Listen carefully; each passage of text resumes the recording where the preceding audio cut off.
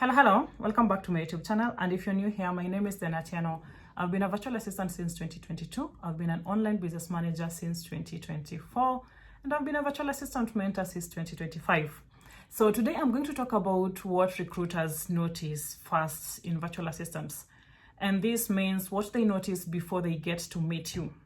Okay, so do not forget to subscribe to my channel because I do post a video every single week. Do not forget to like this video if you found it insightful, or if you found something beneficial from the video. Do not forget to like it, and do not forget to leave a comment. And when it comes to comment, I always invite discussions. So if you have a question for me, if you have anything, unless it's a complaint, for complaints you can just send them. Complaints and disagreements and dissatisfactions. If you're dissatisfied with the video, you can send those over to my email. I think you can find my email somewhere, because I believe they can easily invite hate. So let's not make those public. You can always send them in my comments. So like, subscribe, and comment on this specific video, on any of my other videos, by the way. Okay. And so today, before I talk about what recruiters notice in virtual assistants, I'm going to also mention the fact that I have contracted. I did not like it and I stopped, but I have contracted as part of the talent acquisition team for a virtual assistant agency before. So this is something I know what I'm talking about. Okay. And so the first thing, I'm going to be real quick. I think I'm just going to mention the first 4 or 5, and this is before they get to meet you. So the first thing I'm going to mention is the top rated virtual assistant scale. Actually, it doesn't matter your niche. It doesn't matter who you are. It doesn't matter what you're doing for your client, but this is a top rated scale. That is attention to detail. So they notice. And it doesn't matter whether this recruiter is from an agency, or this recruiter is from maybe just a client hiring directly. They notice attention to detail. What does the job description say? Whether they posted it in a Facebook group, they posted it on Threads, they posted it on LinkedIn. What does it say that you should be doing? Okay. And I've noticed, I used to think this is quite obvious, but I've noticed as I go through the threads, as I go through Facebook posts, that Facebook, like on those Facebook groups and everything, I've noticed that this skill is actually lacking in very many, let me just say, beginner virtual assistants. You'll find that when someone is posting, maybe just asking for feedback from clients, you'll find that it's VAs who are asking. Maybe someone's post is seeking a position, and then you'll find other VAs are coming on there to now say they are interested. And I personally do not like that interested, that people comment on Threads, especially on Threads. I think it's very common on Threads and on Facebook, that a VA will go on there and say they're looking for a position, and then another VA will come there and say interested. Like, did you not read? Or maybe a VA, maybe just, let's say, an agency, or maybe just someone who's looking to subcontract the work is posting, and then the email is right there. If there's an email, I do not see why you should be commenting and sending a DM. Okay, because I do not understand. I think as a virtual assistant who's worked with clients, I don't understand why you're going ahead to send. I think you understand how hectic DMs can be. And so when someone is posting and they've provided an email, just send the email. You don't need to be doing too much on the comments. You don't need to be doing too much on the whatever, on the DMs and everything. If the instruction says send an email, please just send an email. And always read the instructions, always read the post, always read. That is the very first thing most recruiters and most clients get to see. And when it comes to recruitment, that is the agency's aspect, or maybe just people who are recruiting in large numbers. What they notice first is also attention to detail. And that is where you'll see, like, let's say things like Talent Pop, you'll find that they'll ask you for a code depending on the LinkedIn post that you found, because they want to know if you are attentive to the job description you are reading. Okay. And attention to detail will also help you, because it will help you spot red flags. It will help you know the gaps that are missing in their job descriptions. It's almost as if you guys are not interested in what you're going to be doing. You're just interested in actually getting it, and that it doesn't make sense. Okay. So attention to detail, always be be present in whatever you're doing. Be present whenever you're looking at a job post. Please be present. Okay. And then the second skill is communication. And I always say this, when it comes to communication is just, it's not just sending DMs and sending emails. Okay. Communication is every single thing that your ideal client gets to see. And that means that if you're sending a portfolio, you're communicating something about yourself. You're communicating about the value that you bring. You're communicating your skills. Okay. When you're sending, let's say, a proposal, you're communicating.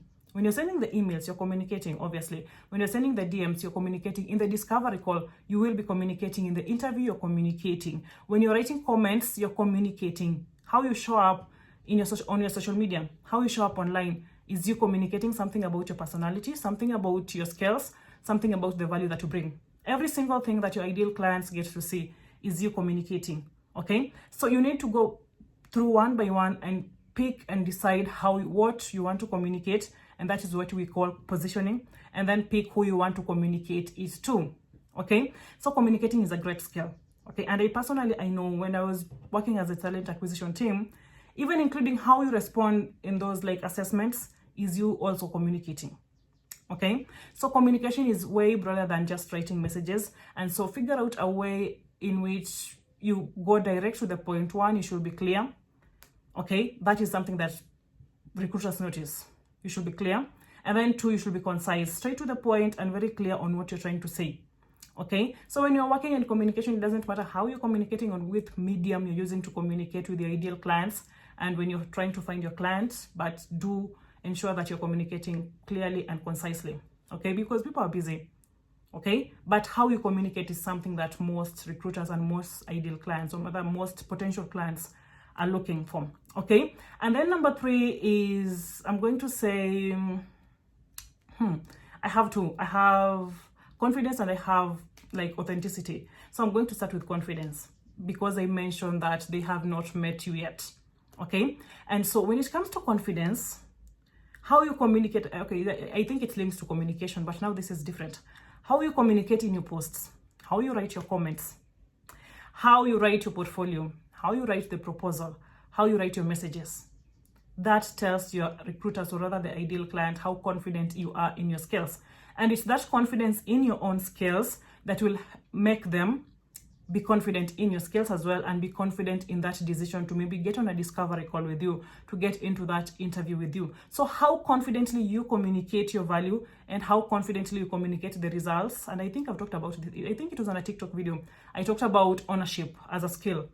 How you own them and how confident you are in your skills and confident in what you can do. That is exactly what builds trust with recruiters and ideal clients.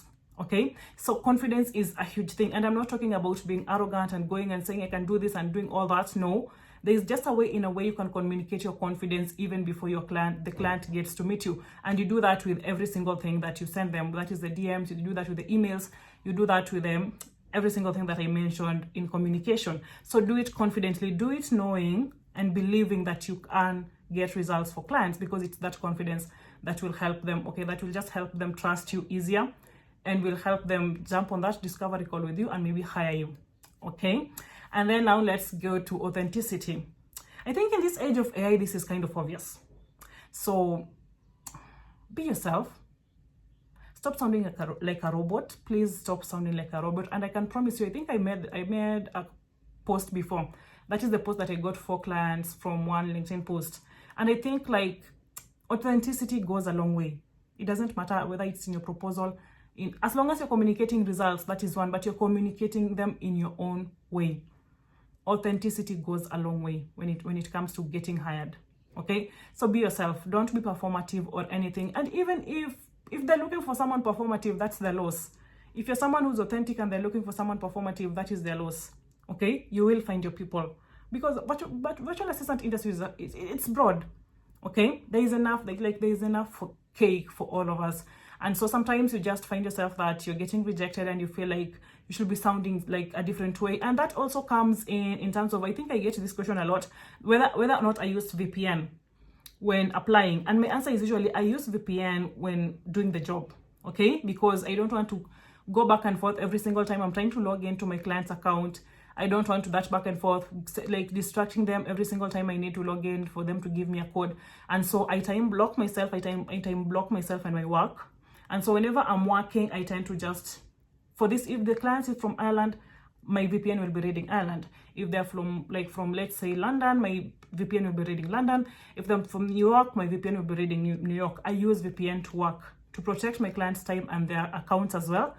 But I never use VPN to apply for jobs. That's just me being authentic in where I come from, being authentic with my accents. Even if I lie to them that I'm from London, if I lie that I'm from, I don't know, from the Philippines or wherever they're trying to, or wherever they're trying to hire from, they'll just know, you know. My accent is still Kenyan, you know. I still look Kenyan, I still speak like a Kenyan. So authenticity goes a long way. Ensure that before you get on that discovery call, that client knows where they're hiring from. It will also save you a lot of heartbreak, okay? But that is something that the clients notice. So if you're out here just shy, or maybe you're not confident in where you come from, recruiters notice it. If you're not proud of where you are, the recruiters will notice it. No one wants to hire someone who's not authentic. I promise you that. No one wants to work with someone who's performative. No one wants to work with someone who's not genuine. It does affect the trust bit, okay? And trust is exactly what you're trying to build in order for you to get this client. So authenticity is a great deal. These are just the things that they notice before they meet you. I'll be making a different video on the things that they notice after they meet you, now in those interview and in those discovery calls. But these are the things that they notice before they meet you.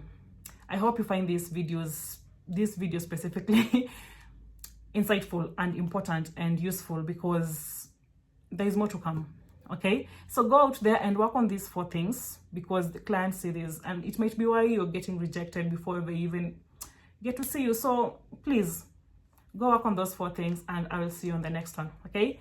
Thank you. Do not forget to subscribe on this channel. Do not forget to like this video, and do not forget to leave a comment if you have any. Okay, see you next time.